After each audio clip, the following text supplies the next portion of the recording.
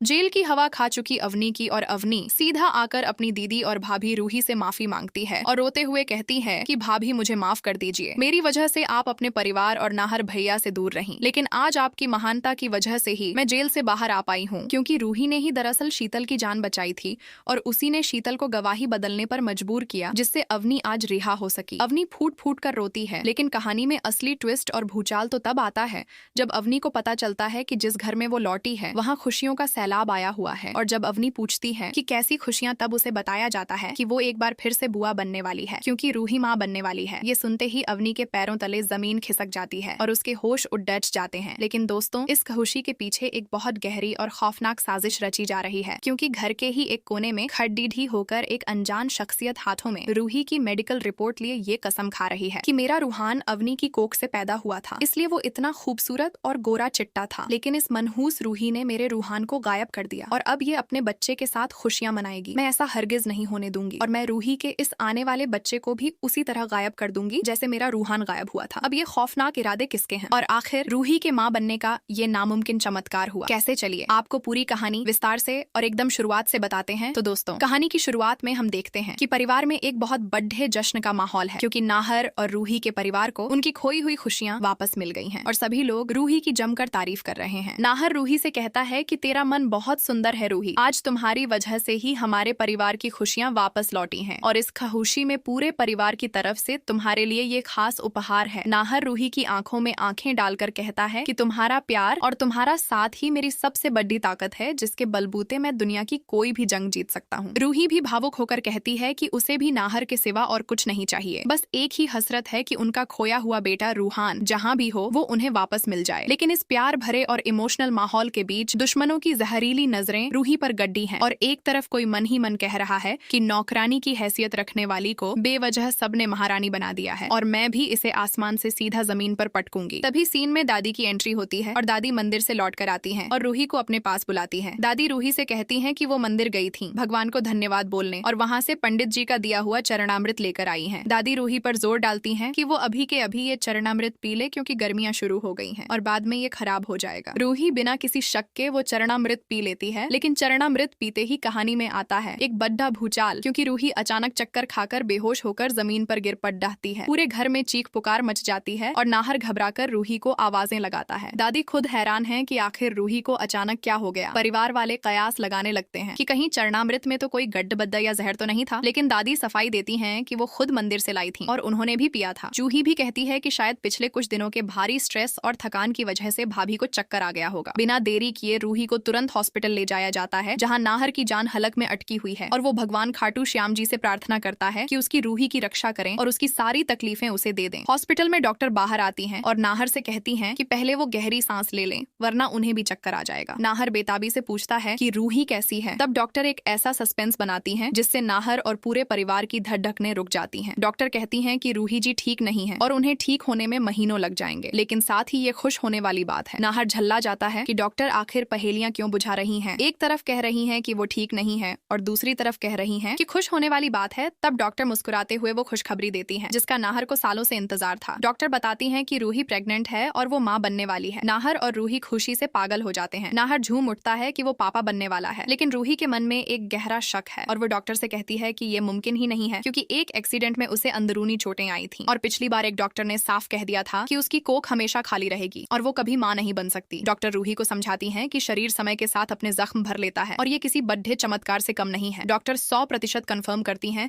कि रूही माँ बनने वाली है। हॉस्पिटल से जब ये खुशखबरी घर पहुंचती है तो खुशी की लहर दौड़ जाती है और हर कोई नाहर और रूही को बधाई दे रहा है। छोटी माँ, जूही, दादू सब खुशी से नाच रहे हैं और सब इस बात से हैरान और खुश हैं कि जिस चरणामृत को पीकर रूही बेहोश हुई थी, असल में वो किसी जहर का असर नहीं बल्कि उसकी प्रेगनेंसी के शुरुआती लक्षण थे। डॉक्टर परिवार वालों को सख्त हिदायत देती हैं कि